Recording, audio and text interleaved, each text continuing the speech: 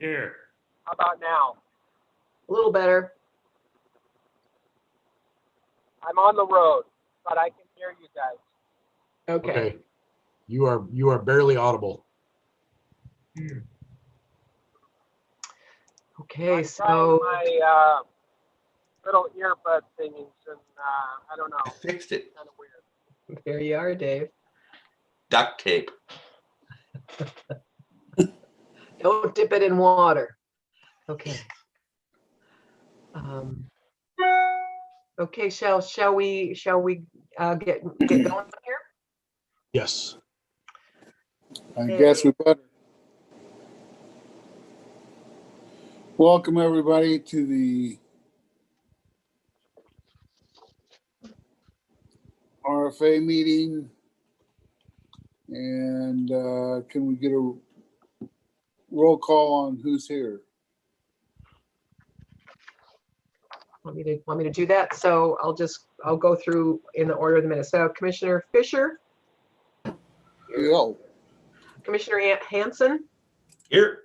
Commissioner Ansel. Present. All right. Commissioner Andrews, Here. Commissioner Bosman, Here. Commissioner Crawford. Present. All right. And then in addition, we have Chief Vanderveen, myself, Karen Reed, Chris Parks, Heather Logan, Sean Ward, and Jenny Sand, writing herd on all of us behind the black screen. Okay. I will just, so today we're going to be talking about some pretty important stuff. We've got replacing Mark's position in terms of chairs. We've got really the big deal is looking at the needs to support the district going forward and how do we approach that in this RFA. And then we're going to talk about the ingredients of the first round of public information meetings that we are proposing for the end of this month. Are there any questions before we go forward? Okay, that's the agenda. So I think I'm looking, Scott, if you want, just looking for approval or any edits or corrections to the meeting summary from meeting 6. Are there any? Then we need a motion to approve then. Move to approve. Thank I'll you, second Scott. that. Thank you, Harry. Okay, all in favor? All, Oh, yeah. All in favor? Aye. Aye. Aye. Unanimous. And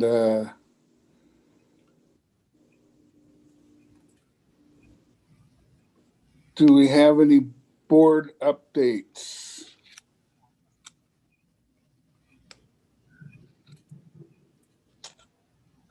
None from District 21.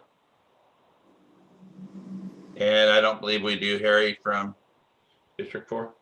Commissioner Hanson. I do not believe we do.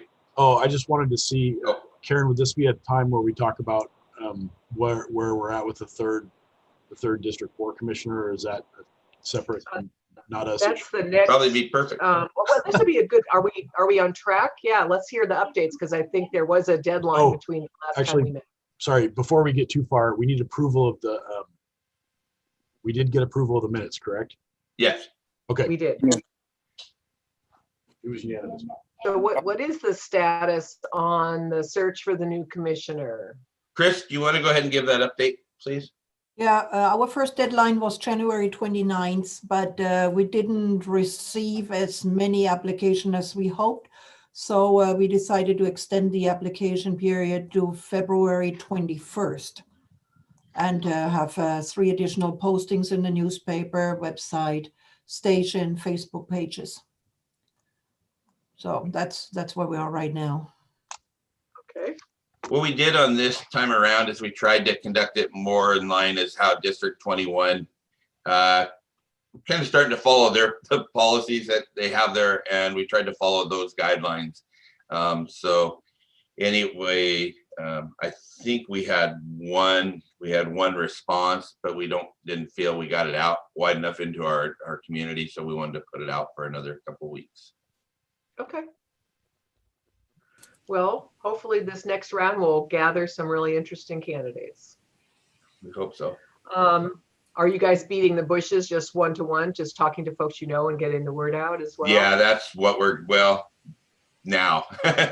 I didn't, I'd gotten tied up in a project, so I was probably a little delinquent myself there. So we are. Okay. And I don't know if Ken Cunningham's on, but I was going to get hold of Ken Cunningham and talk with him a little bit about it today as well. He'll be joining us in just a little bit later. He's tied up at another meeting. Yeah, you might let him know, Jace, if you talk to him and he can get hold of me. Will do. So in terms of the website, have we, I don't know whether Jenny, you're tracking or Chief, whether one or you or both of you are tracking the email to see if there's any questions or traffic on the links about the RFA. Do you have any sense? Are you getting questions? We have not received any questions. Yeah, those go to Jenny, so she sees anything that comes in under that. We've not received any inquiries for information. Commissioners, have any of you had queries from your constituents? I'm going to let Chris talk on what we have. I believe we're moving forward with that. Yeah, there was one lady from the neighborhood.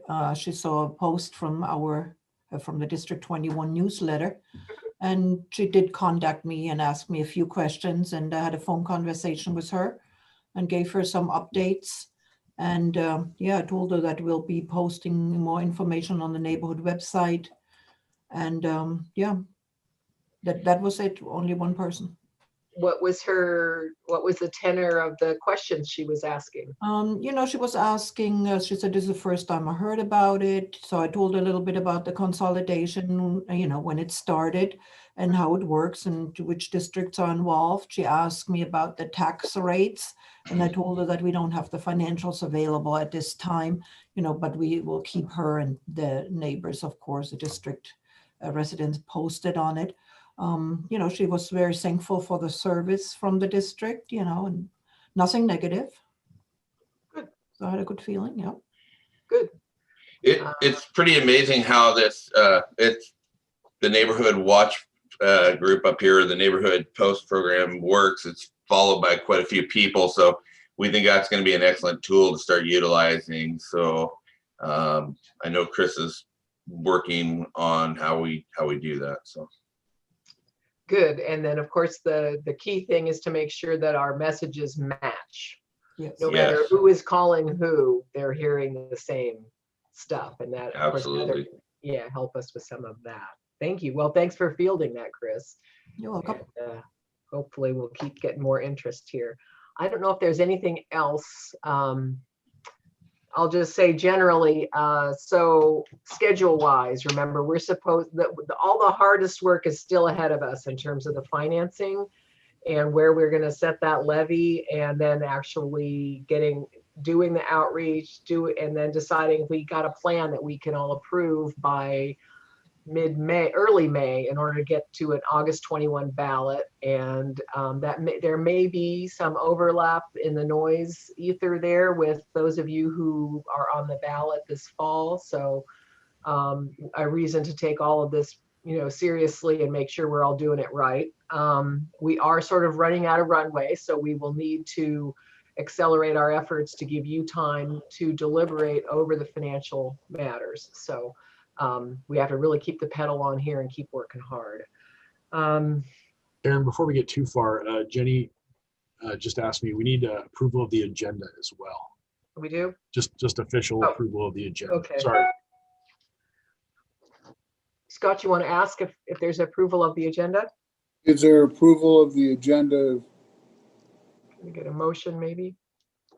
Move to approve. All those, it's been seconded by Harry. All those in favor? Aye. Aye. Opposed? Motion carries. Excellent. Sorry, I should have jumped on that. Thank you, Jenny, for keeping us on the straight and narrow here. So Commissioner Fisher, I think that gets us down to the election of officers. So Yeah, so you are the vice chair, and unless something otherwise happens, I mean, you guys, you could decide you would rather stay as vice chair and you appoint somebody new as chair, or you could become the chair, but in any event, we need a vice chair, so we can do this from a simple nominations, or what's your sense? What would you like to do, Scott, in terms of moving forward? Do you want to stay chair, or would you like to stay vice chair? I'd rather be vice chair. So if we can open it up for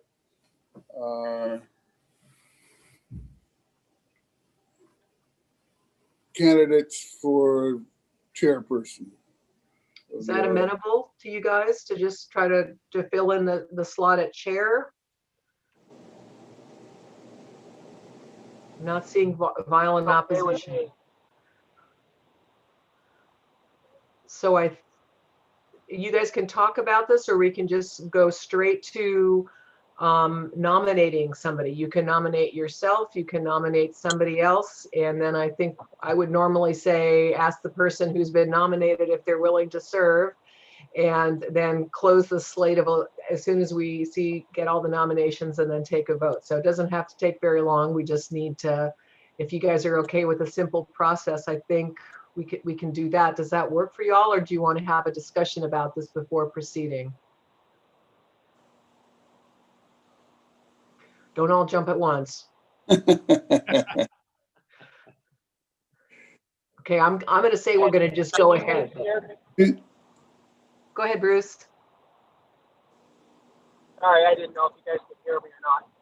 Initially, we had tried to have one representative from each district, and that was maybe more of a contentious issue a while ago. It seems like we're way more on the same page now, and it worked out some of our differences. So I think at this point, to me, it doesn't matter either way. When we meet in the meetings, it seems like we have a pretty open and successful dialogue. So I don't think it matters. We probably just need a warm body that has time to do it. What other folks think about that? How important is it to you at this point that we have leadership on this committee, one from each district? I see Dave is trying to reconnect to audio, so I want to give him a second here.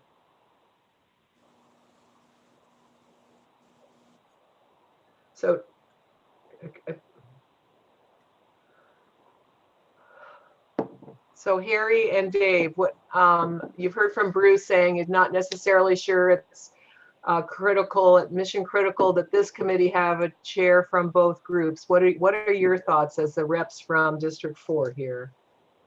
If I have that right.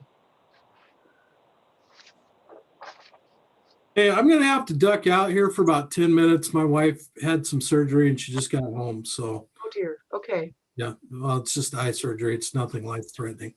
Okay, good. We'll see you back shortly.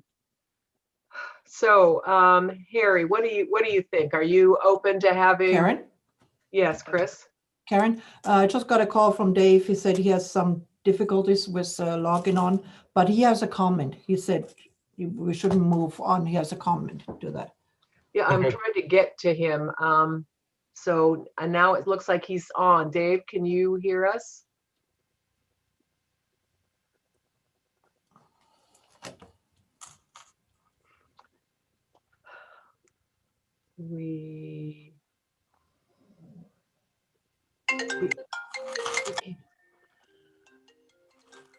Dave, we cannot see you or hear you, but you are not on mute.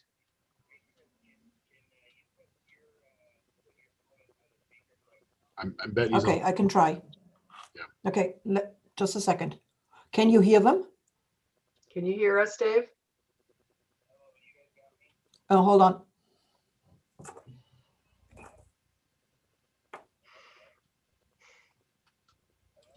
Hold on just a second. Okay, we got to try something here. Can you guys hear me okay now?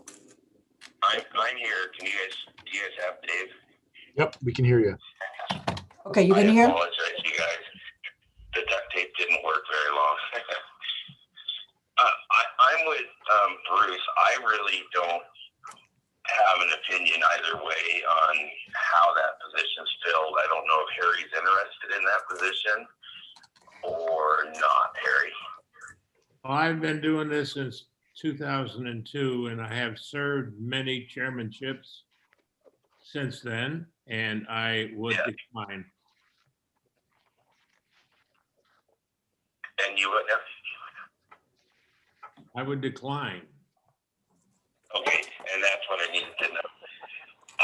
I am very comfortable with whoever the group chooses to select to sit in that position. I'm absolutely buried in projects, so I don't necessarily know that I do a great job.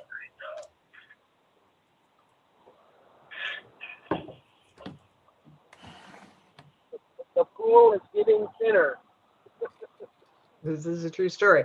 I'm just checking your charter again. It does not, you can always change your charter, but the charter as is does not require that there be people from both boards in the leadership position. So if it sounds like you are okay with going ahead and finding somebody to serve as chair from District 21, then District 4 folks. Is that right? I know that as District 4 chair, I have no problem with that. It can be with anybody that's willing to jump in and do the work, and I'll help all I can. Okay, then. So maybe now we open the floor to nominations for someone, and you can nominate yourself or someone else. And let's open the floor for nominations.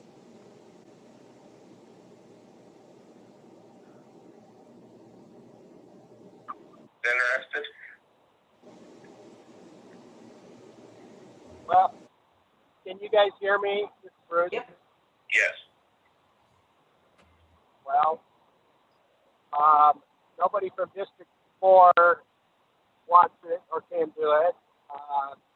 Scott's already vice chair, and Crawford just stepped out. So I feel like I'm the last guy that didn't step backwards when they asked for volunteers. Sorry. There's John. I am willing to do it,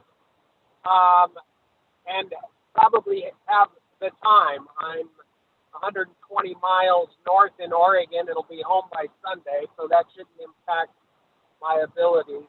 I would be happy to do it if you guys are okay with that. What say you all? Is there a second to that nomination? Commissioner Hanson will second it. I'll second that. Thank you, Harry. I think, All those in favor? I Dave Hanson, Aye. Okay, we have a new chair. Yay. congratulations and condolences, Bruce. Thank you, Scott, for stepping up to the plate. Commissioner Crawford, I don't know if you voted on that one. Are you okay? I just stepped back in. I'm not sure what we were voting on. I was afraid that we just voted, you all just voted on appointing Bruce as the new chair of the Planning Commission. Did you want to cast a vote in on that one? Yeah, that sounds good to me. That's fine. It's unanimous. Thank you. Okay, so I think we're good to go on that. Commissioner Fisher, thank you for being willing to continue to be the vice chair and for pinch hitting here. I appreciate it. I think the next thing on our agenda here is there were a couple of technical edits that I made and corrections to the RFA plan. which are in red line format in your materials. I don't know that we need to go through them, but when we talked about the RFA plan at the last time, we're sort of doing the simple bits now and the governance part, which you guys got through so ably. So we corrected the name of the RFA to say North Whatcom Regional Fire Authority.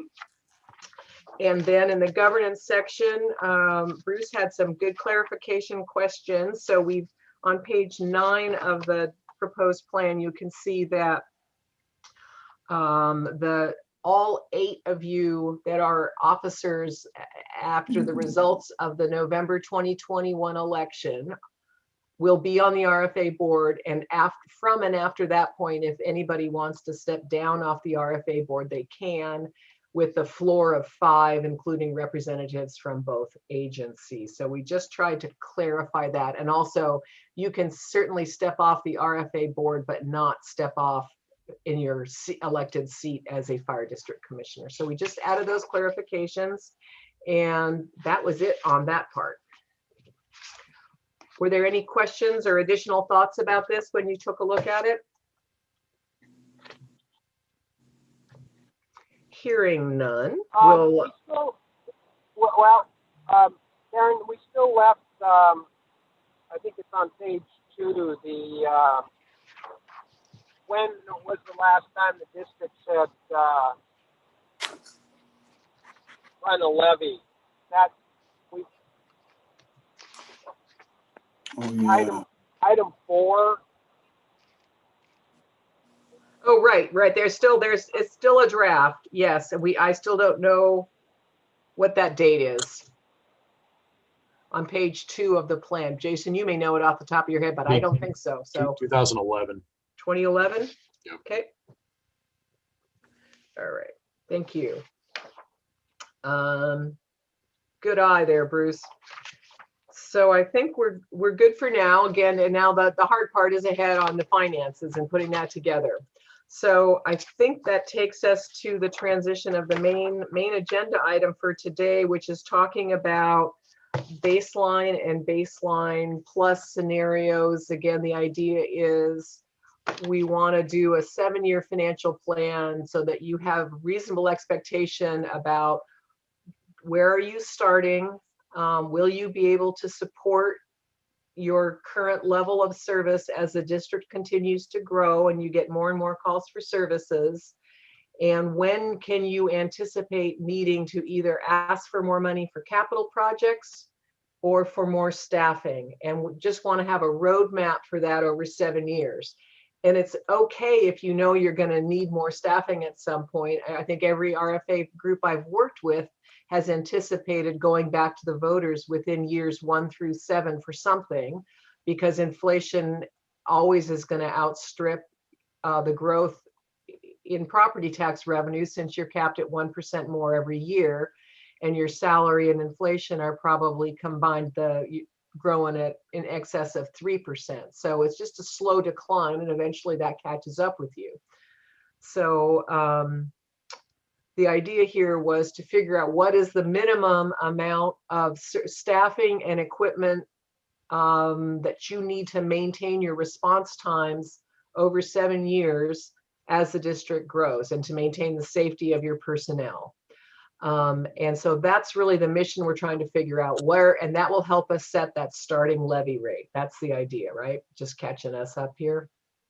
Sound vaguely familiar? Yep. Okay, so with that, I'm gonna turn things over to the chief and go from there. Does that work for you, Jason? Absolutely. Okay. Commissioner Hanson, you can hear me? I see you. Yay. I can see you. You can hear me okay, Commissioner Hanson? And did we lose Bruce? We lost Bruce. Lost Bruce. I'll see him if he dials back in. Okay. All right, so this is the baseline plus conversation. So we have continued to push out some financial information to Mr. Cushman, and in communicating with him, I expect to have some kind of initial numbers back tomorrow. Oh, great. This has been a very interesting project for me. it's caused me to dive deeper into the history and kind of what's been done in the past or what hasn't been done in the past as far as district financial planning and capital facilities planning and strategic planning go. And one thing that I've discovered is, and actually Commissioner Hanson, hang on here 1 second. Commissioner Ansel pointed it out, or said it best, is that for a significant period of time, we've provided the same level of service with the same levy rate that's been going down with increased in assessed valuation. So when you couple that with Bruce, I'm sorry, Commissioner Ansel, you might want to put your phone on mute. We're hearing a lot of road noise. All right, sorry. No worries. Hang on. Hazard of the occupation. we can hear you much better now, though. Perfect. Thank you. All right. So yeah, I've kind of dived into more like, how okay, we're here today, and where do we want to go? Do we want to add staff? Do we want to add vehicles? Do we want to add vehicles with staff? What services do we want to provide to our citizens, our customers in the future? And we've been talking about levy rate, and as I look at what different levy rates, the state maximum is $1.50 that any fire district could ask their citizens to approve. We have identified very early that we don't feel that it's responsible to do so, and so we're looking at a reduced levy rate. We don't know what that number is yet, so we don't want to start pulling numbers out, but we've identified that it's a reduced levy rate.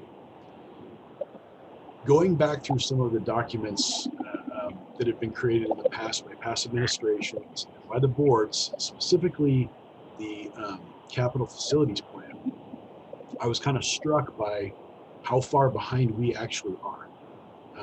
We're not, a levy rate to catch up isn't going to catch us all the way up. It's going to get us to baseline. It might get us to where we are today. And that's alarming to me. And I think that it's going to take more work than, not more work, but more planning than I can do myself. I think it's going to take all of us working together to identify where do we want to be, what do we want to offer our citizens in the next 5 to 7 years. We'll use 7 years. That's the number we've been tossing around. And I just want to show you what I found, and not this is not done in. There's no malice in this. It's just where we're at today and where we didn't do in the past. That maybe we said we were going to do, or we set some goals that we didn't achieve, and now we're at that. We've kicked the can down the road, and now we got to figure out how to achieve them with the parameters we're able to work in. So I'm going to share my screen here and bring us to the capital facilities plan. Can everybody see that? Yep. On my screen here? Okay. So this is the capital facilities plan. It was done for North Whatcom Fire and Rescue and Fire District 4 in 2016. In educating in trying to learn more about what capital facilities plans, what they're defined as and what they actually are, I realized that there's kind of this one was set up mostly at the insistence of the city of Blaine to help with mitigation numbers, mitigation funds and setting mitigation fees. But it's kind of a carbon copy of the one. It sounds like it's appears to be a carbon copy of the one that was done in 2009. So it's your. I'll go ahead and say it. It's your typical boring government document, but it does have some really interesting pieces to it. And I would point out that Chapter 7 and Chapter 8 are the ones that are most interesting, or should be the most interesting to us. Commissioner Ansel, I apologize, you can't see this.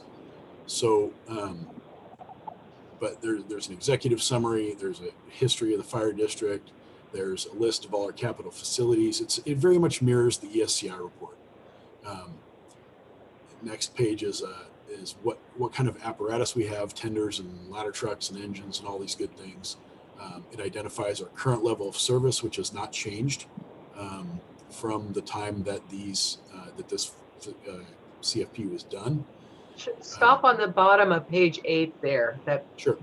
That next page there at the Next bottom. page. It's any significant development within the district has the potential to move the district into a deficiency mode of operation unless capital facility improvements are provided. So I just wanted to flag that there are levels of service that you guys are rated on, and when this report was done, things were looking good up on that table up above. I haven't seen anything more recent than this 2016 data. Right, and the probably the next best piece of data will be the ESCI report that was done. In this report, I had to chuckle when I saw, oh, good, it's 2016 through 2021. So as soon as we're done with the RFA, we'll just go ahead and whip out a capital facilities plan. So I'm in deep, right? But really, where it gets interesting or depressing, whichever way you want to look at it, is Chapter 7, projected capital facility needs.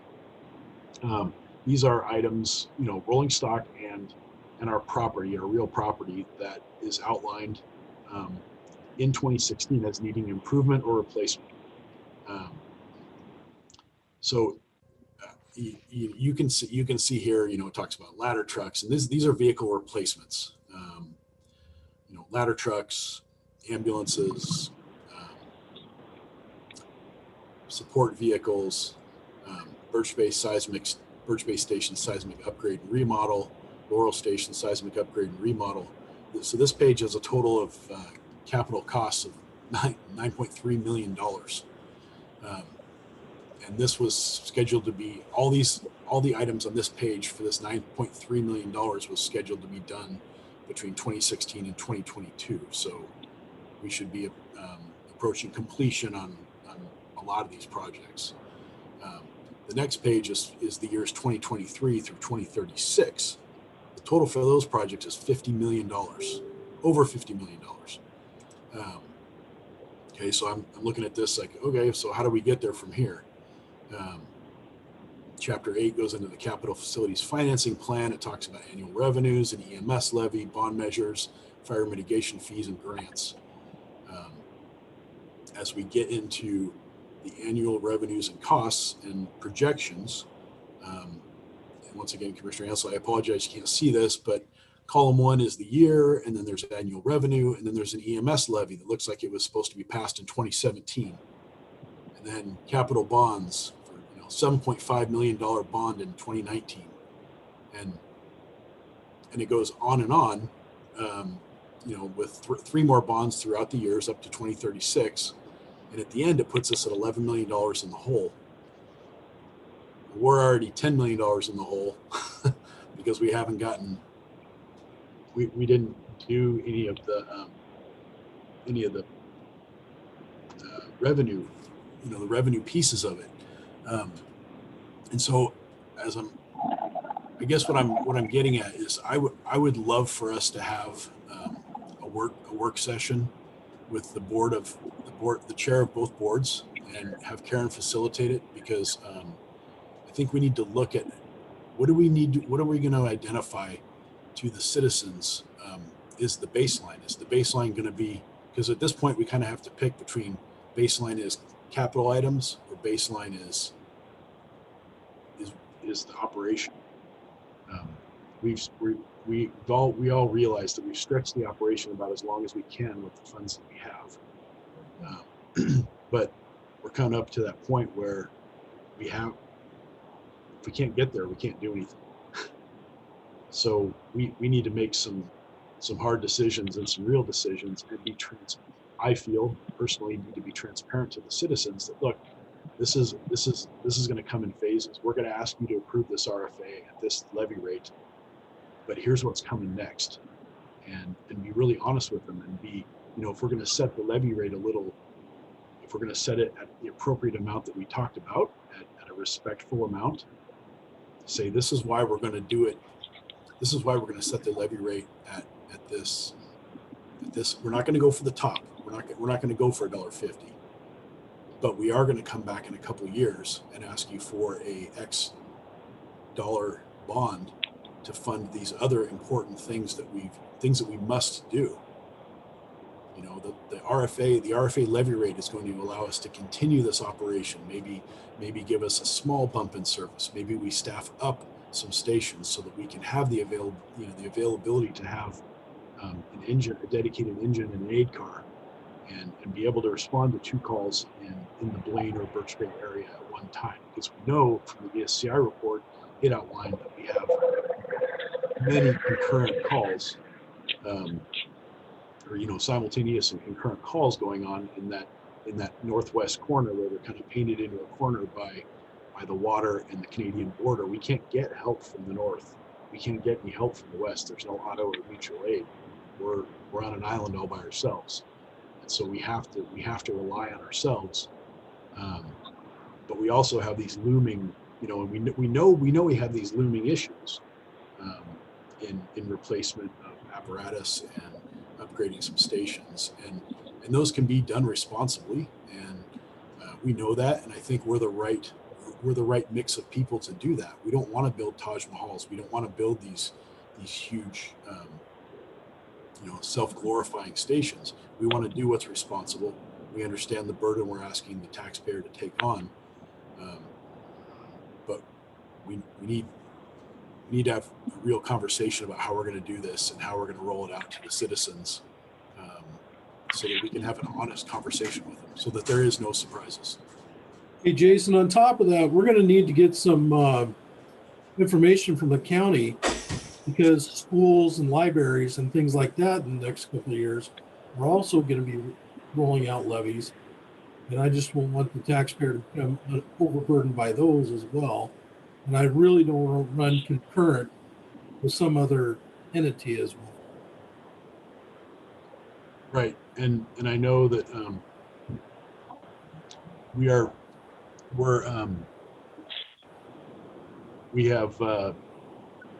we've kind of talked about the Birch Bay Library and what the impact of that could be, and we've looked. Karen, maybe you can refresh my memory. We talked recently about kind of that max that all entities can hit, that all government agencies can hit. I don't think we're in danger. You've got lots of room. Yeah, we've got lots of room. But there's also there may be a statute that says the limit, but what's the taxpayer's limit? Right. And what is our taxpayer's limit? Well said. Because it may be different than Olympia may set a different number than our local folks. Mm-hmm. So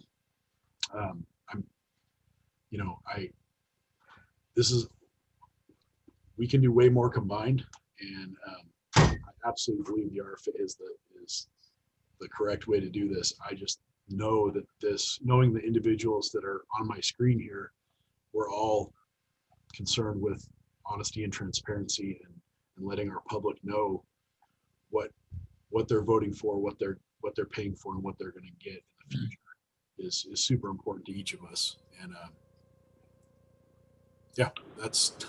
that's my delivery on Baseline Plus. Karen and I had a phone conversation this morning about having a meeting. Commissioner Ansel, I know you're almost back, and I'd really like to get Commissioner Hansen and Commissioner Ansel and any other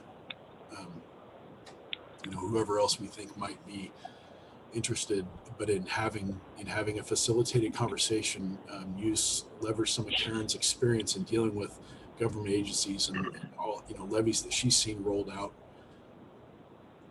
How do we set our Baseline Plus, and where do we go from here? How do we prepare the taxpayer for this discussion we need to have with them? So first thoughts, let's go around the table and just how are you guys doing in terms of what you've just heard from Jason and thinking about next steps? And do you remember doing this capital improvement plan? And what are your thoughts here? I'll let you go first, Bruce. What are you thinking? Can you guys hear me? Yep. Yeah. Yeah, Okay. All right. I'm stopped at a rest stop here, so hopefully you won't have any more bad road noise. Well, yeah, Jason and I had a discussion about this recently, and yeah, all of the financial piece scares the heck out of me because we are just kind of holding it together with the current levy rate, and yeah, we can foresee $50 million of capital needs, which I'm sure the public is not going to approve. So how do we best market that and roll it out? First, if we're gonna have a big financial discussion, we should probably call a special meeting and invite all the commissioners, because that's our job. Fiduciary responsibility is basically what we were elected for, and like it or not, we've dug ourselves into a pretty deep hole here. So, no, I mean, I'm not pointing fingers. I'm not saying anything bad. We had bad economic times. We don't have the most affluent community. There's all kinds of reasons why we've transitioned from a volunteer organization to a professional paid organization, and with that comes all of those growing pains, but financial costs come with it. Our stations are barely acceptable. Like I said, I don't think they meet safety standards if you're talking about earthquake readiness, et cetera. We need to make some big decisions. I think setting the levy rate to take care of our operational needs is probably the most prudent way to go, because there's no way we're going to catch up nickel and diamond people every year to be able to build or remodel stations and buy engines and ladders and tenders and aid cars. So I think we need to be open and honest, and we'll may talk about the PowerPoint where I think we need to tell the public that $1.50 is our max in order to continue status quo operations. It's probably going to be in the $1.30 range, but we're going to need more money in the very near future. Let's see. Let me just bounce across jurisdictions. Dave, what do you think about where we are now and how we proceed?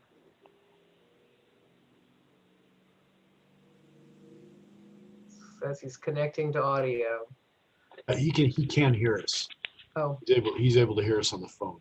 So he just texted me to let me know he's hearing everything. well, Commissioner Andrews, what are your thoughts? I'm just going to go around the. My thoughts are, when we first started this committee, we realized the fact that we have to sell it to our population first. And with some of these great big numbers, we can't put those out right now, or we'll never get a vote from the public. Now, that's the most important thing, is have the public vote for the RFA. So we have to be very cautious of what we put out there when it comes to money, especially with all this COVID place. There is people that aren't very employed.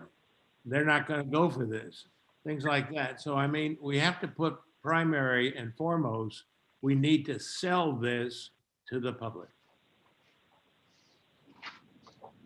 Commissioner Hanson just texted me and said to please let the group know that he agrees with what Commissioner Hansel said.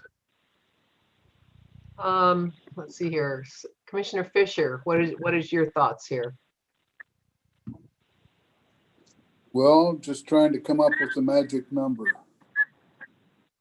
That's where it's. And what are the factors of what defines the right magic in what's most important to solve for? Even if you don't know what the number is, what are you trying to solve for? Well, I'm trying to solve for equipment, stations, personnel, we've got to figure out where the happy medium is, and I just right now I just don't know where we're going to end up on the scale. So Commissioner, I'm sorry. I don't want to cut you off there, Commissioner Fisher. no, that's all right. Commissioner Crawford, what are your thoughts at this point? I'm not opposed to sitting down and having a meeting, but if we're gonna have a meeting, we need to come away with a plan so we can go to the public and say, here's the plan, and be transparent and give them real numbers of what we're looking for and hoping for the best. But really, I agree with the chief. We don't need Taj Mahal stations. We need to keep the operations in check. We continue to give the people what we've been giving them, which I think is grade A treatment, and continue that down the road. So, but if we're going to sit down and have a meeting and do all this, we need to come away with a plan. Rich, since you're on the phone, you might as well chime in here, Commissioner Bosman. Any thoughts? I totally agree with what's been said about the finance. I think that's where we got to start. And Jason's idea of a meeting, I think, is excellent. I agree with Bruce that if we're going to do this, we need all the commissioners at that committee. I think we all need to take ownership of this. And I also like what John is saying is that if we're going to do this, we should prepare for it and sit down. And if it takes all day, it takes all day, but we should come out with a plan. And that plan has to be something that, like Harry said, is something that we can sell with confidence to people and say, this is the way to go. So, I mean, this is top priority. And I think all the elected officials have to take a part in it. Thank you. So it sounds like there is consensus that this is important. Everybody needs to be engaged. We're probably looking at a longer sort of special meeting between the two boards. And I would have to say probably there's some work that Jason and I will need to do in data gathering before we're ready to, we couldn't do that Monday and make it the most advantageous. We probably will try to set it up so there's some homework for you guys to take a look at before we meet to make the most of our time together. We will probably need to do this later this month. I think if we're going to pretend to remain on this schedule, we should probably try to get this meeting done later this month sometime. And maybe we can poll folks for a 2 or 3 hour tranche of time later in the week of the 22nd to maybe do this. And again, you know, you could just say, one of the ways to think about this is 7 years is a long time. And if you start a levy and you're dealing with the minimum you'll need to maintain your operations at current service and response times for at least the next 3 or 4 years, you can layer in a priority set of capital investments and plan to seek voter approval for that at some point. But there's obviously risk that the voters won't approve it. So some part of, and you can't realistically probably ask for $50 million in one tranche. That would swamp everybody. That'd be a big fat no. So I think one of the challenges will be finding the priority slice of capital and apparatus investment that you need the most and that you think is a digestible chunk, and it's reaching agreement on what is that package. And if it's really super critical and the voters might say no to that, do you need to back that into your operating levy and plan for that? Because you can't, failure really is totally not an option. You need to maintain your response times and the folks need to be safe when they're out there. So there's plenty of ways to skin this cat, and the voters, your sense of what the voters, what is responsible to ask them for is the big part of the equation that you guys have to decide together based on all the data. So our job is to get the data, and it's totally fine if your plan to the voters is we've got this levy, then we're going to have a bond package, and then we're going to need a lid lift to just maintain the salaries of our current staff. And that's what we know for the first 7. And yeah, there's going to be another bond issue after that 7 because we're in a hole, and you deserve good service, and we're going to try to get it to you, but it's going to take money. And it's going to take time to get us there. And we are invested in this for the long term for your safety as a community. So that's sort of the conversation we'll need to have to come up with what's the clear message and longer term commitment. I'll shut up now. Karen, just with that said, I agree with Harry. The initial purpose of us getting together was to form an RFA. Mhm. And so whatever our message is, we need to make sure we form the RFA. I'm pretty sure that was your keep it simple message, right, Harry? It is. And because everything else will be moot if we can't get our public to vote for this. Right. So we got to figure out where that line is of being successful to create the RFA with enough money to operate it. Exactly. And then the long-term 7-year, 10-year plan of what do we fix first. Mhm. Right. You just want to be able to show folks you have a plan that you're committed to, and how you're hoping to you've thought this through. And that there's Yeah. some value, for them in it, and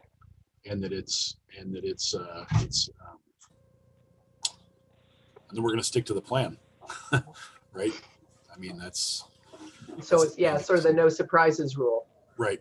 That we're gonna do what we say we're gonna do, and allow them to have a voice in that and check in on us as we make progress or don't make progress, and hold us accountable. So,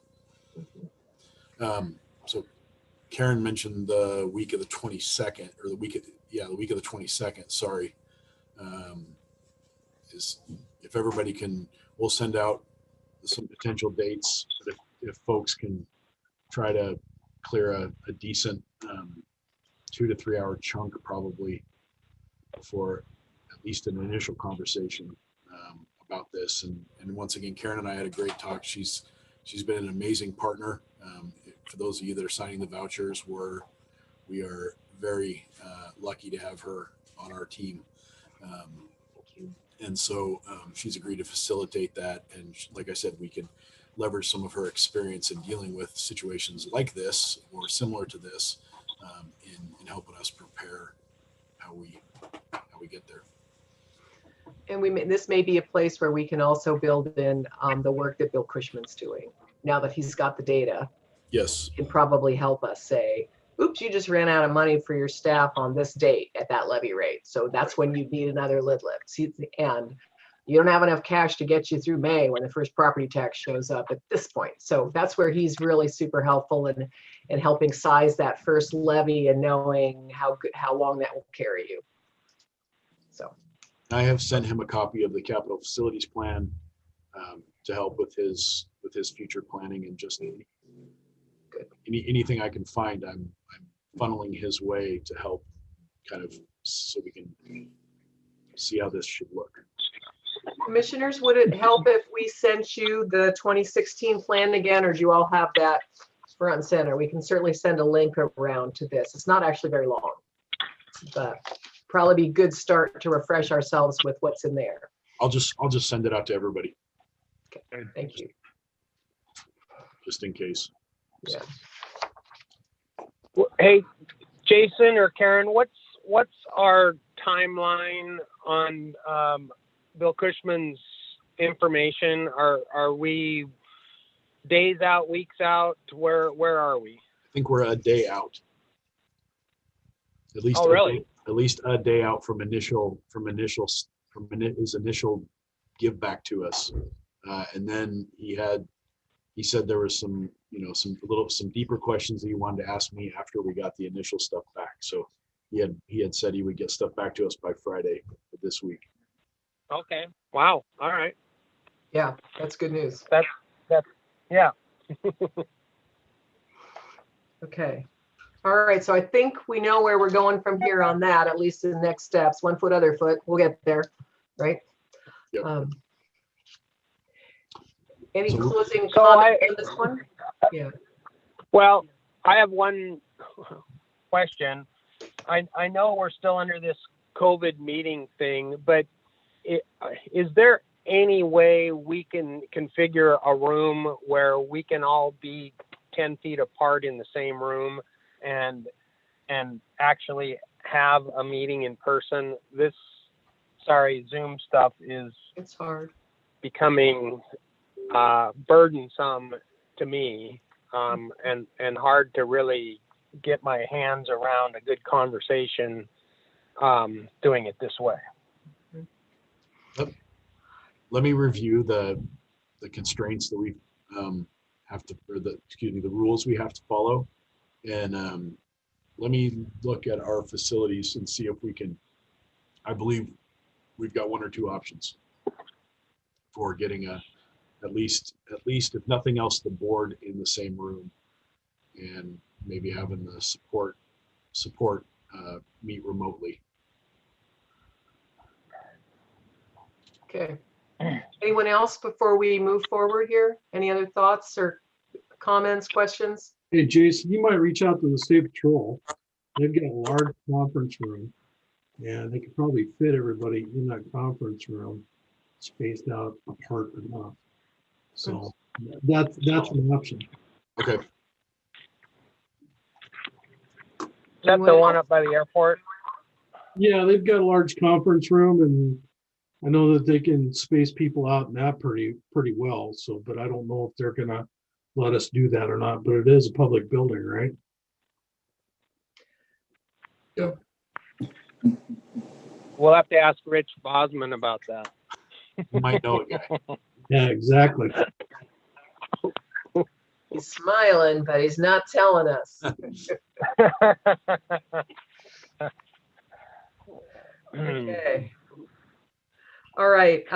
Do you guys need a break here and we can come back and reconvene and talk open houses? I just want to, we've been at it for an hour. Do you want to take a 5-minute break, or would that be helpful, or would you like to keep going? What's your druthers? I'm going to take a break. I'm going to go check on the wife, make sure that she can still see. You guys want to take a 5-minute break? I would Yeah. love Take a 5-minute break. Mickey's big hand somewhere around 11:03. We'll be back. Thank you. Thanks, guys.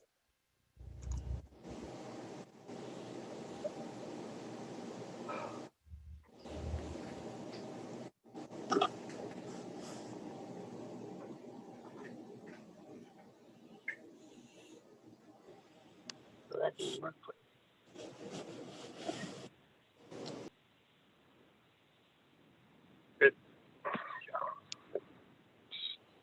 I don't know what happened.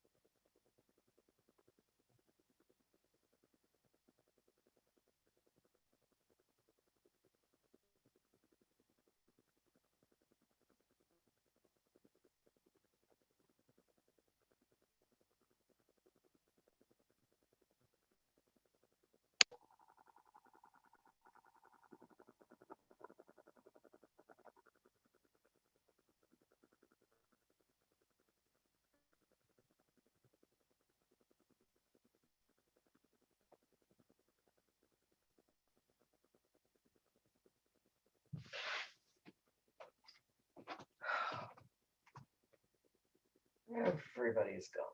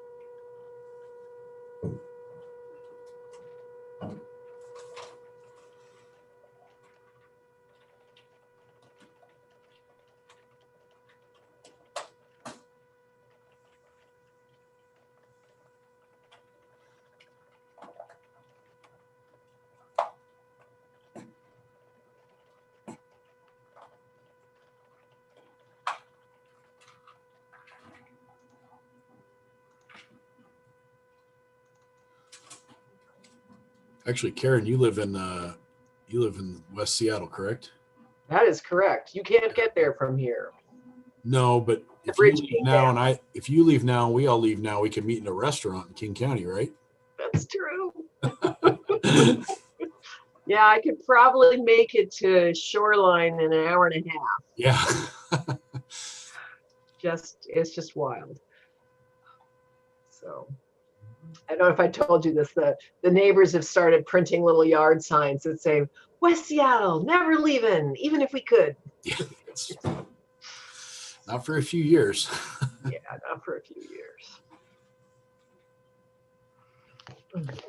You and I were talking about the route you have to take to get out of West Seattle. I mean, You got to go about 5 miles south and then go west and try to hook up at I-5. It is not good. You sort of wonder, how did the biggest bridge in Seattle get that out of whack, and that they suddenly like, okay, today everybody's not using the bridge after today, right now today. We just figured this out. It's done now. It's not even like you got a couple months to like stop using. It's like, nope, bridge closed. right. So. Well, what you need to do is get Bill Gates and Steve Ballmer to move to West Seattle, because they fixed the 520 bridge really quick. I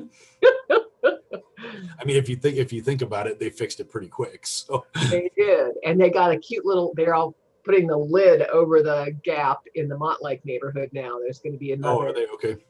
Another big lid where there'll be a park on top of it. Spare no expense. We're not getting that. But it helps to be those neighbors. Okay, everybody's here slowly regrouping. Here comes Commissioner Fisher. Commissioner Hanson, I'm not sure if he's on or not. I see connecting to video. Sean's still out there somewhere. Bruce is on mute, but hopefully still with us. I'll, Yeah, we should be regrouping. no, he's back. How about now? Can you hear me? Yep, we got you. Yay. Okay. Hopefully Dave is out there somewhere, and Chris will be rejoining soon as well. But Dave, can you hear us?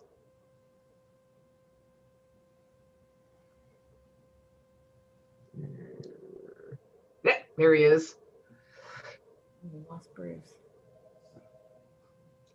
Excellent view of his ceiling.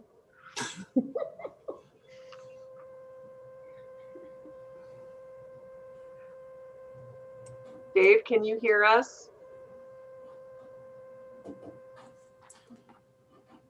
Dave said he can hear you, but he cannot make any comments. I just spoke to him, but he can hear everything. Okay, well then let's move forward. So at this point on our agenda, we were going to talk with you. If you're going to create a regional fire authority, it is required by law that you do some public outreach and engagement as part of the process. That statutes don't define how you have to do that or how many times or what the nature of it, but you need to do some. And we talked about this when we started, and we were at the point where we're thinking we might need to go and do some initial outreach, especially if we're going to be finishing in early May. This would be the first slice of, hello, this is our idea. This is why we're thinking about it. This is what we know so far. This is what we don't know so far. And what do you think so far? And then we'll come back and talk to you in a couple months, and we'll fill in the rest of the blanks and get more input from you. So that's the basic game plan. So we're going to talk today about is the thoughts that we have for putting together that first outreach. And of course, with us is Heather Logan, who's a public communications consultant based in Snohomish County.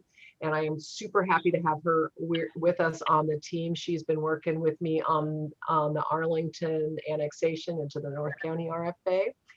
And the chief and I and Jennifer and Heather have all been chatting about this, and we wanted to share with you what we're thinking about.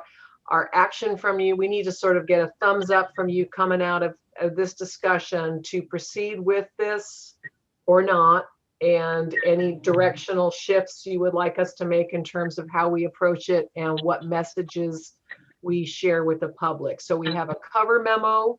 which is 2 pages, which just sort of outlines the basics of the plan. And then we have a 1-page ad that we would put in the newspapers and online to let people know about this. And Heather can work with us to both get those published and then work with you to forward on email invitations to strings of people like the next door folks we were talking about earlier to get the word out.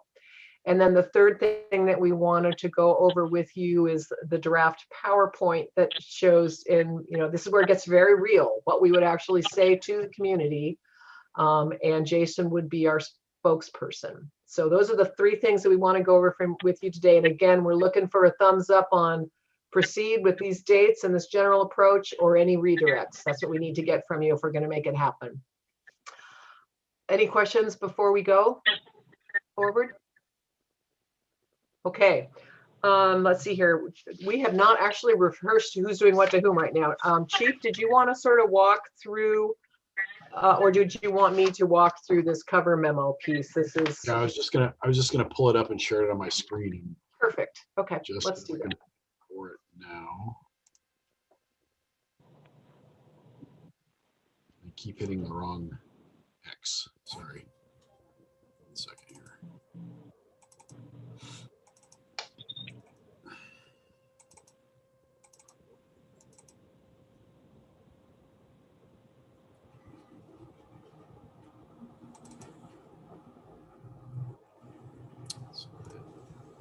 Was it? Okay, hang on here.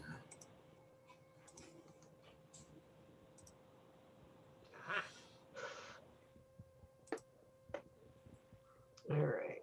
Okay. You want to maybe amp up the screen size a bit so people can read it. In the lower right. There you go.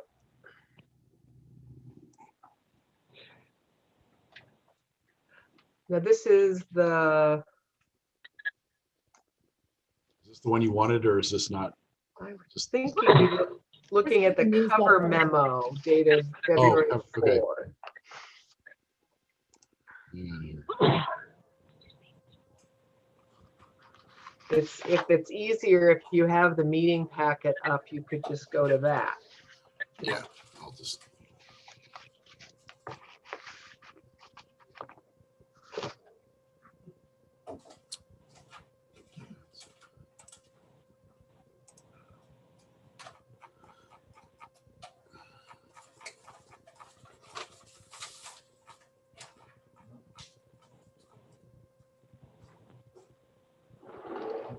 Okay, can everybody see that? Let me see if I can. You have to bounce out of share screen and then back into that document. Okay. 47 years, they haven't raised taxes. There we go. Okay, are we looking at the right thing now? Yep. And just make it a little bigger if you would. Yeah. There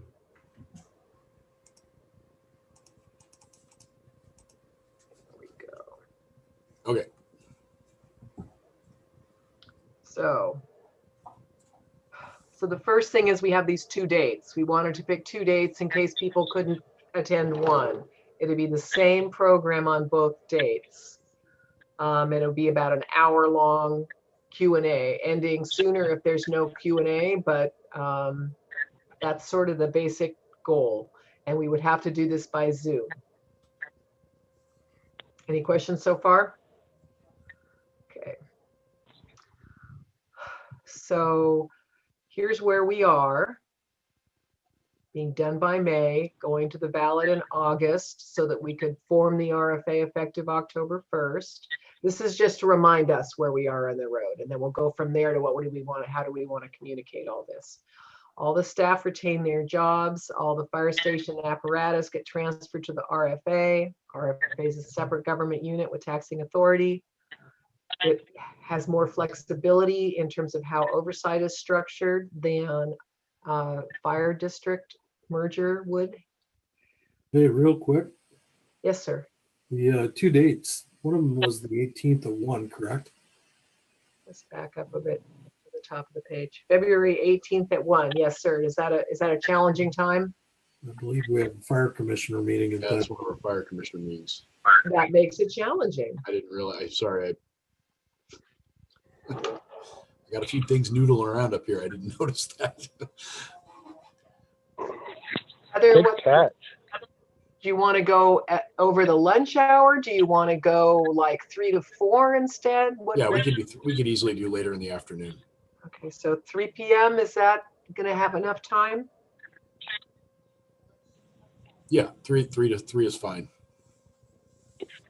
All right. Commissioner Crawford has saved the day already. Okay. You're welcome. Okay, so we're looking at doing this RFA. It takes a vote of both boards of commissioners on a plan that we are in the process of developing. And then the voters have to agree with that. We're in the early stages. We don't have all the answers yet. And then, so that sort of reminds us where we are. And then points 8 through 14 are sort of what we are thinking the main points to the community would be at this point in time. So you can see this: years of thrifty management. We haven't asked anybody for tax increases in eons, but now is the time we really need to move forward. If we do create an RFA, we are creating the space to eliminate a level of government and get much more streamlined and coordinated in terms of our oversight of this already merged operation. We want to make sure we act to preserve the funding for these critical services so that the service levels do not decline. We have not asked for tax increases in 11 years in North Whatcom or 27 years in District 4. That's sort of utterly remarkable. Karen, just the 09 increase, that wasn't our bond, was it? No. I mean, and that wasn't, there was something else. Yeah, that was the last levy lid lift. Okay, all right. And I have to tell you, We had go ahead. Well, that was a commissioner approved bond in what, 2010 or 2009? 2010, yes. Yep. Okay, so there was a lid lift prior to that and then a bond. Okay. Correct. So maybe we need to clarify that we haven't asked, the operating levy has not been adjusted. We did No, have that's correct. That bond It's correct. That bond didn't affect tax rates. That bond just took money out of operational funds. It wasn't a vote. It was not a vote. It was Okay, then never mind. We're good. So Okay. taxes have not been raised since 2009 in District 21 by the fire district. That's pretty remarkable. And 27 years is beyond the pale. I don't know how that happened. For District 4, that's astonishing. So now we are, as we all just discussed, looking at the finances to make sure we have a plan for moving forward in a way that will preserve service levels and take care of known deficiencies in our capital and apparatus. The thing we have worked through so far is the governance structure. And right now we have 3 commissioners in District 4 and 5 commissioners in District 21 or North Whatcom. And the proposal is that initially all 8 of you would serve on the RFA board, but we would move expeditiously to a new and more streamlined voting structure in November 2023, having 5 at-large commissioner seats up to cover the entire RFA territory. And those terms would start in January of 2024. And current commissioners could run for election there. That's not an issue. They'd be at-large seats, so anyone living anywhere in the combined territory of District 4 and 21 would be eligible to run. And that this is the first round of outreach, and we plan to get back to you later. So those are the key messages that we're thinking about, and we'll show you how those would appear in a PowerPoint, but let's stop there and see if there are questions. Does us all look reality-based so far? Like, yeah, we know this, we agree with this? Looks good. Karen, I have a question. Yes, sir. Is this going to be mailed out to our public? Go ahead, Heather. You want to talk about what the means are? We have not anticipated trying to fund a flyer, but we could do that. We just have to really, we'd have to shove the date back because we won't have enough time at this point. But go ahead, Heather. Yes, thank you for asking, Commissioner. Flyers are very effective, but they're very, very expensive. So our plan calls for advertising in all of the local media, including the Linden paper, the Northern Light, and the Bellingham Herald, online and on print, using the fire district newsletters, which does go out to everyone, and using the fire district websites and social media to push this out. Any thought of radio like AGMI? We had not thought of radio, but I'm happy to find out what those costs would be. Thank you for the suggestion. Did you say AGMI? AGMI. AGMI, Okay, 790 AM. okay. Thank you. Any other questions at this point or comments? Commissioner Ansel, I see your phone icon's a little bit lit up. Did you have something to add at this point? No, a car probably went by or something like that. As long as it was nothing disastrous, we're good. A loud truck. Anyone else, or do you guys want us to take a look at the PowerPoint, and I'll let Jason walk through it because he's going to be the spokesperson, so you'll sort of get a sense of how that would work, and he's going to punch that PowerPoint up on the screen. There's in the last page of the written packet, you'll see what the text of the invitation is sort of looking like that would go in the newspapers. So if you have your packet there, you can see that.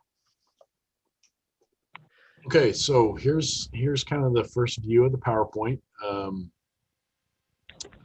have already received some feedback from Commissioner Ansel that there's some tweaks to do. So feel free to, any comments you make will not hurt our feelings. It will further refine the message and make this a better presentation. And I recognize. Oh, sorry, Karen. Go ahead. No, I was just going to say, I'm looking at this right now. We need a date in front of the 23rd. What day of the week is that? Tuesday. There we They're go. both Okay. Tuesday. No, one's a Thursday, the 18th, and Tuesday, the 23rd. We'll fix that. Yep. Here goes my voice, my face. I have a radio face, so we'll see how this goes. Anyway, so we've got. What about, isn't it public service channel 10? Don't they? Oh, the Bellingham Public Access Channel. Yeah. That could be another way to get the message out. Yeah. Thanks, Commissioner Fisher. You're more than welcome. Good idea. So let's start with some simple introductions. You know, that I report to the Board of Fire Commissioners, who provide legislative authority to the district. They are your representatives to the district. I've been the chief here for 1 year, and prior to that, I've served as a firefighter and a lieutenant since 2007 with North Whatcom. Although my fire service experience started in the mid-90s. So a little history about North Whatcom Fire District 4. North Whatcom was established in 2006 after consolidation by multiple fire districts. The two agencies, Whatcom County Fire District 21 and Whatcom County Fire District 4, have had combined operations by contract for 10 years, and but they continue to have separate levies and boards. So they each brings their own finances to the table and their own governance to the table, and then comes together under a contract to operate one fire department. The combined service area is 182 square miles. It's rather large. It extends from as far south as the north side of Lake Whatcom all the way to the Canadian border, and from halfway between Linden and Everson all the way to Birch Bay in the west. So it's got a population of 45,000 people, roughly. It's largely rural with low density development, with a few pockets of what would be considered, urban or suburban areas in between. We have 4 staffed fire stations with 3 firefighter EMTs on duty at all times, 24/7, and 23 super dedicated volunteers that provide service to us by bringing water in our largely rural areas. We don't have hydrants, so we rely on the volunteers and their expertise to get us water. The response times throughout the district vary on travel time from station locations. So the more rural you are, there's a good chance that your response time might be a little slower than those that live in the suburban areas of, say, Blaine or just outside the city of Bellingham. So what is a regional fire authority? We keep using that word RFA. Regional Fire Authority, it's a special purpose district.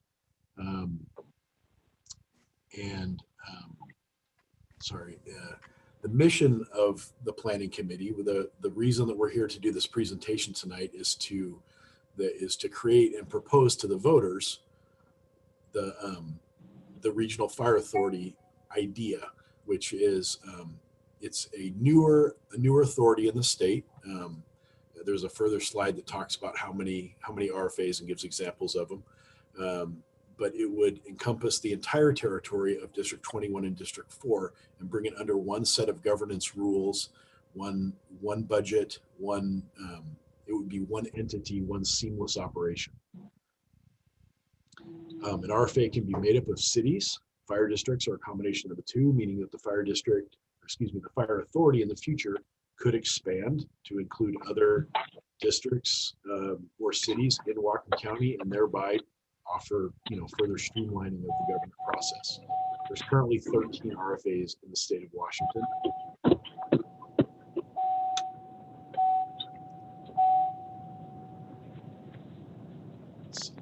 So here's a map of District 21 and District 4. It's outlined in black there. You see a pink hole in the middle. That's the hole in the donut. That's the city of Linden. North Whatcom extends, like I said, from the water in Birch Bay to about halfway between Everson and Linden on the north, and then down to the north side of Lake Whatcom. Covers the rural area to the east of Bellingham, and then the suburban area, kind of the urban growth area right outside of the city of Bellingham on the northeast end. So you might be asking, what are the potential benefits of the RFA? Unable to place call on your Bluetooth phone. The voter could remove a level of government and have more efficient oversight through a single board. It would be a fresh start for the fire districts. It would eliminate any kind of the old territorial things, and it would create something new and fresh and streamlined. It enables full consolidation of the two fire agencies that have been working together so closely for the last 10 or 11 years. It would solidify and kind of it would complete the marriage. How's that? It would protect our current service levels and response times that we're currently rolling out to the public. It eliminates the Fire District 4 fire levy and additional EMS levy, as well as replaces the Fire District 21, the North Whatcom fire levy, and would do a single levy throughout the entire district. So the current levy rate has not been determined. There's research and work being done on determining what the best levy rate would be, what would allow us to continue the operation as it is today. And it must be voter approved by 50% of the voters in both districts, or combined 50% in the two districts. Yeah. Yeah, I'll have to work on that. How that gets. So how the RFA is formed. It's formed the participating agencies. So Whatcom County Fire District 4, the elected officials of District 4, the elected officials of District 21 have formed a committee to plan how this would work, to make sure that we're following all the current RCWs and laws and guidelines that we need to follow to create this new government entity. The proposed plan has to be signed off or approved by each board individually. So Fire District 4 and Fire District 21 individually have to vote on the boards have to vote on bringing the plan to the public. And then they would call for an election where it would roll out to the public. All the voters in the proposed service area would be eligible to vote on the proposition. It's a 50+1 majority to pass. It's a simple majority to pass.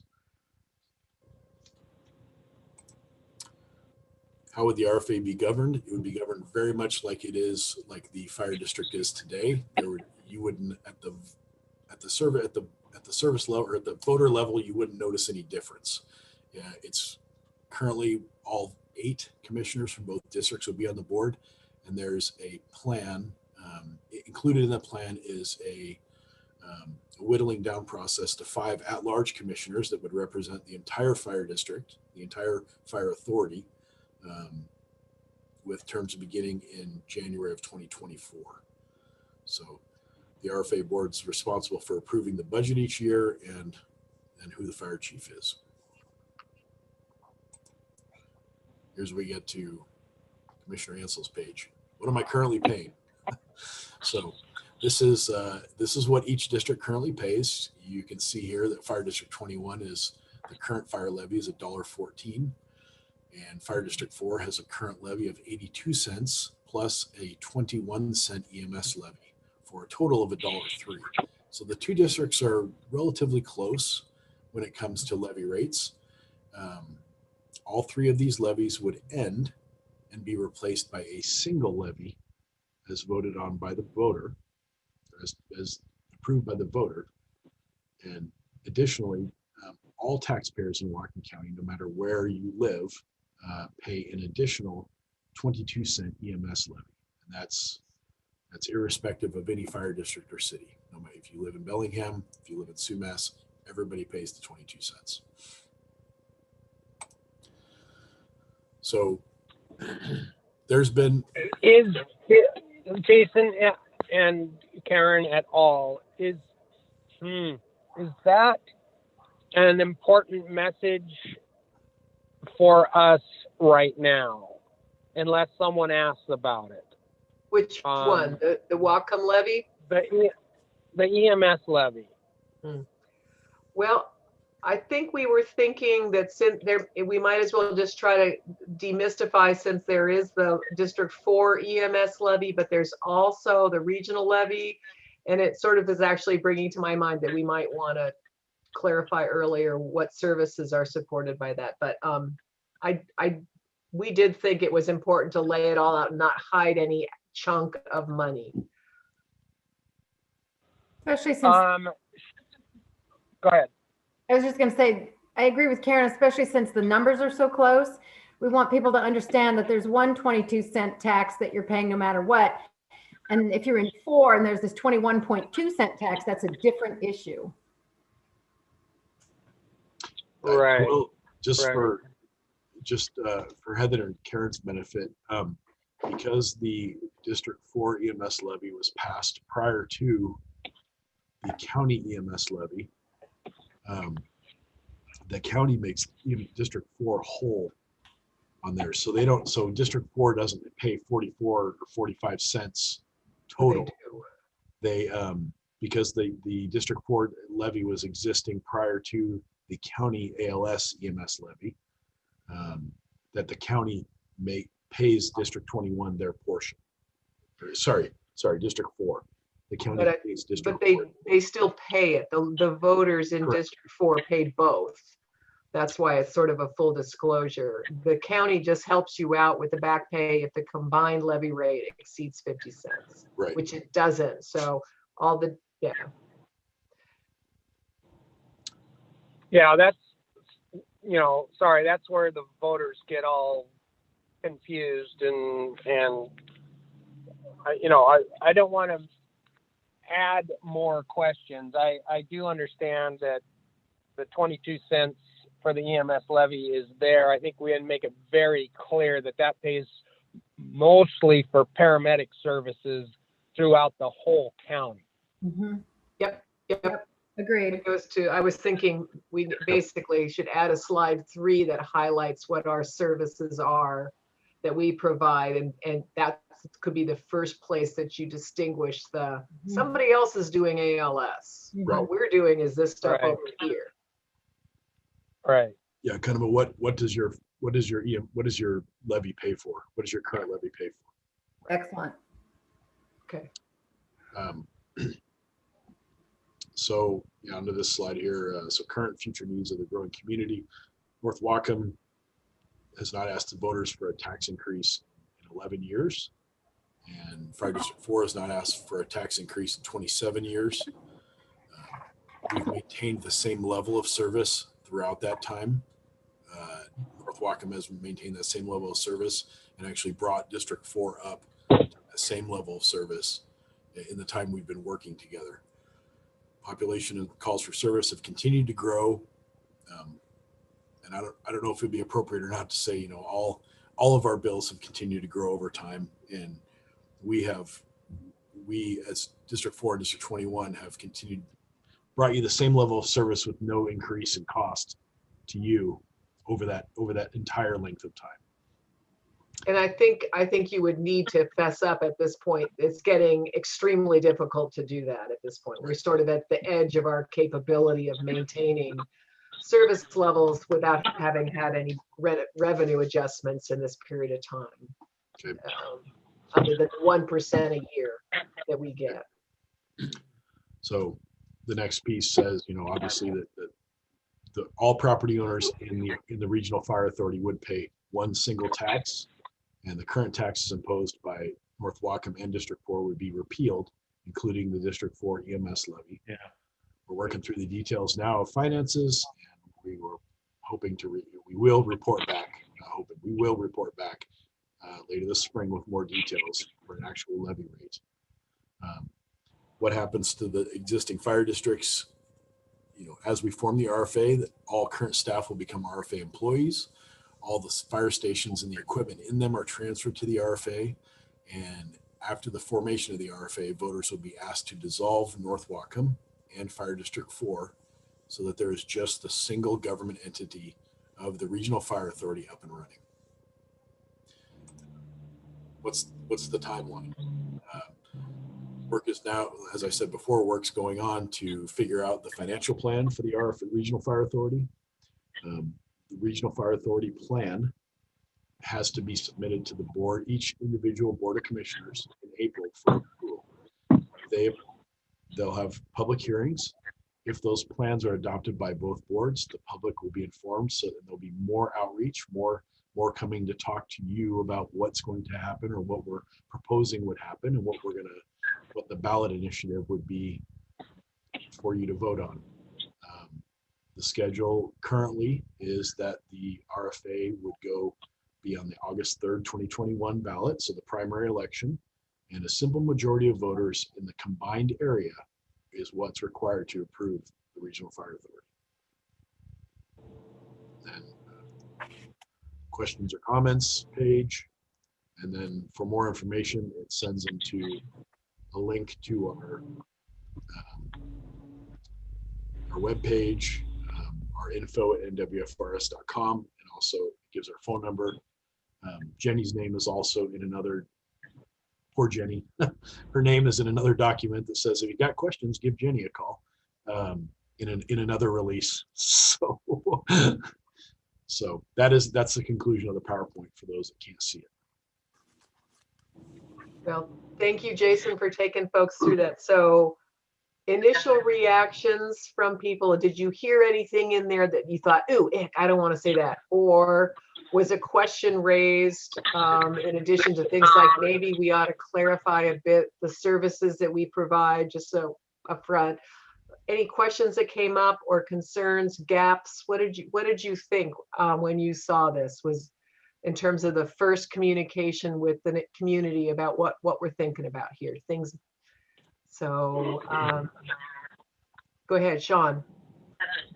I just saw a little bit of confusion there towards the end when we talked about the county EMS levy of being the 22 cents and that District 4's levy would go away, but we have to also be careful because that 22 cents will still be there. Yeah. We just need to make sure that we clarify that with the citizens so they don't get confused that, oh, we lose 22 cents, but then it turns back around and they've got it back and they don't understand why. It's just a clarification thing. Great. Excellent. Thank you. Anyone else? Anything in here Yeah, on this, what am I currently seeing page?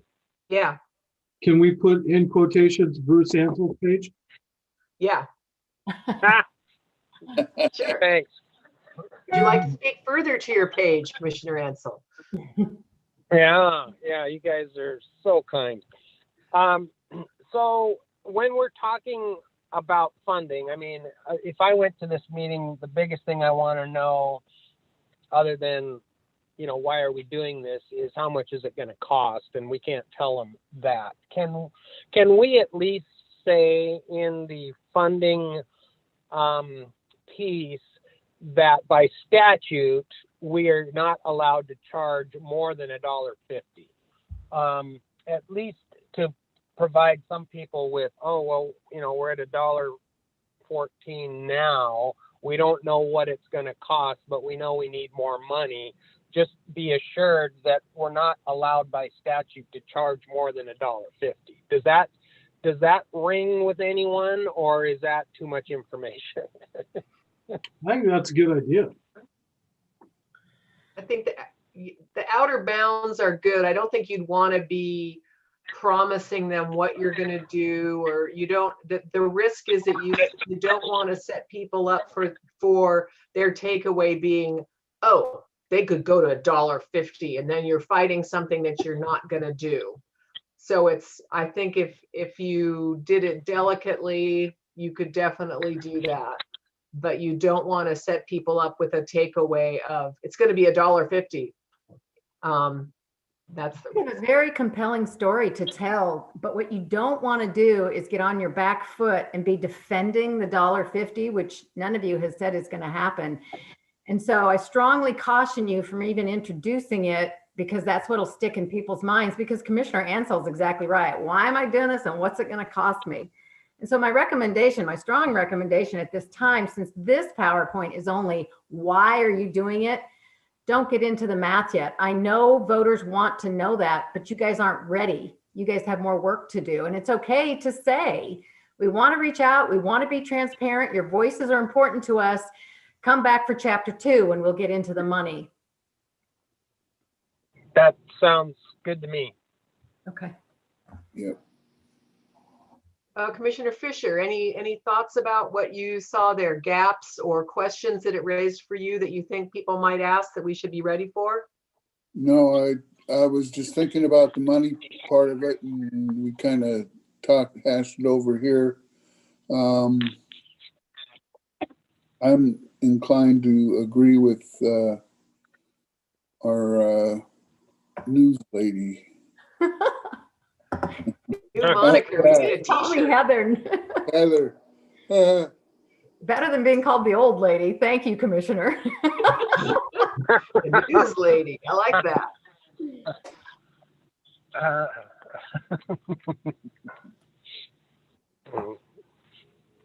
Commissioner Andrews, what thoughts do you have at this point? Well, I like the fact that we're not going to mention $1.50. That's another fact that'll scare off voting for our RFA. Sure. And another idea, I wonder, can we have a stripped down message like this that we could call talking points, and we all get a copy of that, and we're all having the same talking points? Absolutely. Yeah. Good idea. Commissioner Crawford, thoughts? No thoughts. I think I covered it pretty well.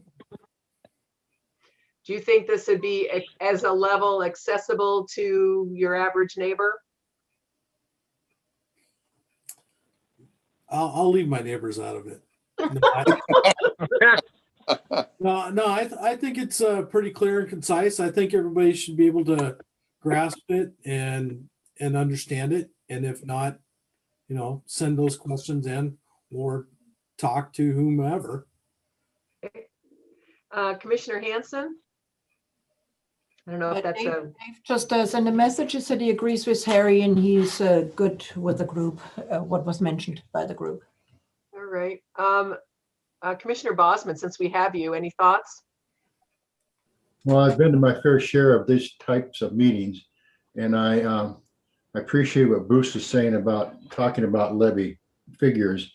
And I know how people's eyes just gloss over as soon as you get into that subject. I would suggest maybe even looking at switching 9 and 10 slides around, Chief, and talk more about the benefits, and then briefly touch on the levy. And if questions come up, say, you know, hey, we're still working on that. And like Heather said, stand by for the next meeting when we have some better figures. Okay, thank you for that. That's helpful.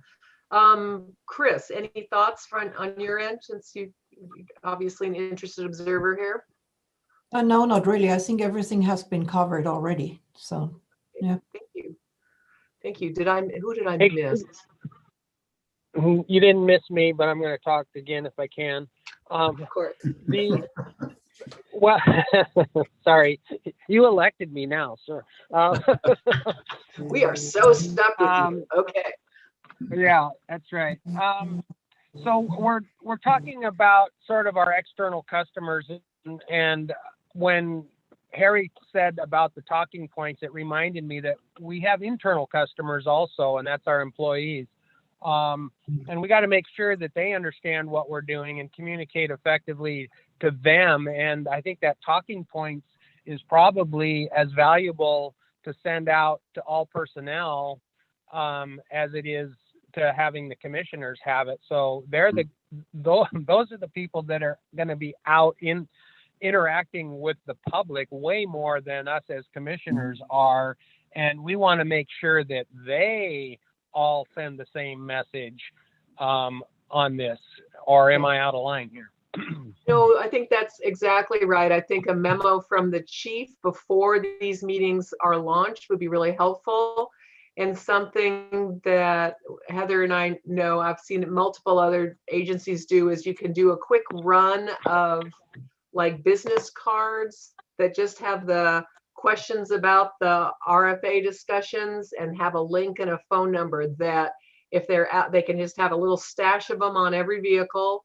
And if they're out there and somebody asks them, they go, good question. If you want to know more, here's where you can get more information. So they don't have to be experts, but they can be responsive. So that's just, you may want to spend $50 printing up some little simple cards that Heather and I can have with, and just make sure everybody's got a little stash of those. And you guys can have a stash as well. But you'll have the talking points, and obviously just handing them a number. If you're a commissioner, they're probably going to want to hear a little bit more than that from you. So, but we can, you're dead on there, Commissioner Ansel. We need to make sure that we're bringing along the inside of the organization as we are talking to the public, for sure. Ken, that kind of a good segue to you. Ken, did you, you've got the boots on the ground. Yep. Obviously, that's something that we'll be involved in, the kind of campaign side of things. Obviously, as the district is not able to promote this or sell it, they can only add information. So that's where the union can step in and be more of a campaign for this topic, obviously, when we're not working or at the station. So keeping it simple while we're working. If people have questions, just kind of direct them to Jenny if we're not able to answer them ourselves, and then we can do more of a door knocking and pro campaign outside of work. Later, yeah. Do you have, Ken, any feedback for us on the PowerPoint and the messages that we're starting with in terms of how you think the staff may react to it, or any thoughts there? None at this time. Obviously, at our union meetings and then passing conversations, I've been making people aware that this is something that the district is looking at doing, and everyone is in favor of moving forward in this direction. So like this, you guys kind of beat around the dead horse, but it's pretty straightforward and simple with this first meeting, and nothing too out of the surprising realm. Okay, good to hear. Thank you. If I could be so bold, not too long ago, I was a member of your organization, and I think the prevailing wish is that it's just over. We could stop. We could stop with the engagement. Stop with the dating and just get the thing over with. Yep. Just get it done. Put it together so we can move on to something else. So. Yeah, very much so. It's been 10 years, so let's move on. Yeah. it's very likely you will get a question about what do the staff think about this. So, you know, I think it would be good for the chief to be able to say, as far as we understand, folks are in support and wish it was already done. Yep. And my plan is to be at both of these informational meetings as well. So I don't want the chief to feel like he's having to speak for everyone, and you know, he's out on a limb, and I'll be there to support him and whatever he's needing from me as well. That would be ideal. And obviously we would want all the commissioners to be watching this as well, and listening to what folks have to say. So I think what we need to know at this point is we have some good suggestions on tweaking the PowerPoint. We've adjusted the time. Thank you, John, for that thumbs up. So can we get a thumbs up from you guys to proceed and implement this plan with the addition of talking to the radio station and talking to Bellingham Public TV for a couple of additional items? And if any of you have any like email trees that you could forward the information to, who should they contact, Chief, to sort of get that and make sure that happens? Should it go through you? Yes. And then okay. Yep.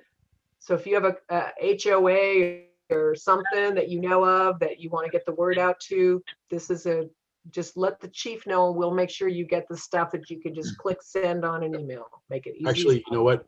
Don't even, just go to Jenny. Let's be honest. The power behind the throne. Yes. Yeah, let's be honest. Love that. Okay, I have so a we're, question. yes, sir. Is there any thought been given to, right before the election, using some signage, not to give out all the PowerPoints ideas, but just to encourage our people to vote for the RFA? That would be just a very simple sign, but it also would bring it to the public's attention. If I can speak on that real quick, that's something that the union is already prepared to do. We'll have a new PAC chair here in the next month, and we'll get them involved as far as campaigning, and we'll use a lot of resources that we have as far as media, putting signs out, doing door knocking, pending COVID, obviously, phone trees, and all the means that we have to get this pushed through to the voters with information. So that will kind of be our role from what I'm being and I just also, just sorry to interrupt, I just think obviously their role is unique and very distinct from anything that we can do. You guys cannot use any public resources to advocate this. You can provide fair and balanced information using mechanisms that are sort of consistent with your past communication trends. So it will involve a flyer, but you guys cannot fund, as a government, you will not be able to fund yard signs. But you will be doing more informational things, and an informational flyer saying this is why we're doing this. This is when it's going to be on the ballot. This is the implications for you.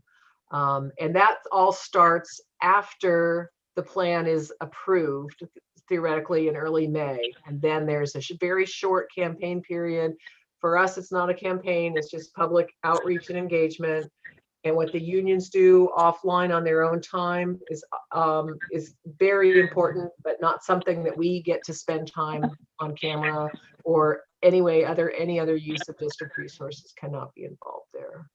So the short version of that, commissioners, is that you can educate, but you cannot advocate. Is that clear to you guys? Do you have any questions about that? Yeah. Yeah, we can give them the information. We can't say, please vote yes for our RFA and levy increase. That's exactly right. I think that's where those cards that we can give to the crews would be very helpful. Yep. Because yeah, we all span. Some of us say too much, some of us don't say enough. And there's a happy medium. If they could just pass something off, it would be much better. Easy to do. Okay, so do we have a thumbs up from you guys to proceed and mark all these dates and times on your calendars so that you're there watching? Anybody? I got a thumbs from Scott and John. Commissioner Andrews, are you good? Excellent. Dave, how are you? I think it's okay and not say anything, and I haven't gotten a message, but Okay. I assume yes. Okay. If not, please advise ASAP. And Commissioner Ansel, you good to go? I'm in. All right. Well, we Yes, will. thanks. We will circulate a revised PowerPoint. We'll circulate the memo that's going to go to the staff and talking points for you. And we'll just keep you posted as we sneak up on this first public communication around all of this. Very good. Right. And then meanwhile, we'll be scheduling a big discussion around the more details on the finance plan. That is all we had on our agenda for today. And we're closing in on noon, so that's good. Is there anyone that wanted to make a closing comment before Scott takes us out of here? Anybody? Thanks for everybody's participation today, and I look forward to a more in-depth discussion on finances and strategic planning. Okay.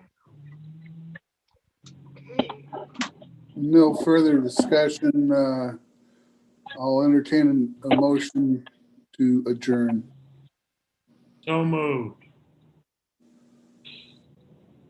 There a second. Second. Thank you. All in favor? Aye. All right. Unanimous.